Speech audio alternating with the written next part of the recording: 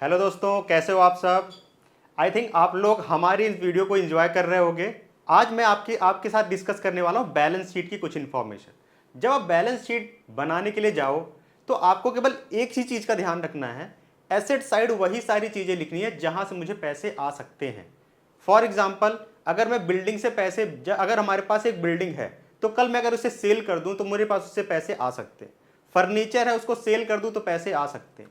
Debtor को भी balance sheet में इसलिए लिखा जाता है क्योंकि हमने किसी को गुड्स बेचा और मुझे पैसे आ सकते हैं, पैसे आएंगे बाद में। अगर ऐसा ही होता है, कभी कभी क्या होता है, हम किसी को पेमेंट कर देते, सर्विस नहीं लेते, तो अगर हम उनसे सर्विस लेंगे तो सर्विस हमारे पास आएगी, या तो फिर अगर वो सर्विस मुझे नहीं देते हैं तो वो पैसे हमारे पास आ जाएंगे। तो आपको हमेशा याद रखना है कि एसेट साइड में पैसे आने की चीजें लिखी जाती हैं और लायबिलिटी साइड में हमेशा पैसे जाने की। कैपिटल को लायबिलिटी साइड में इसलिए लिखा जाता है क्योंकि कैपिटल का जो पैसा ऑनर ने बिजनेस में लगाया है, बिजनेस कल उसे वापस करेगा।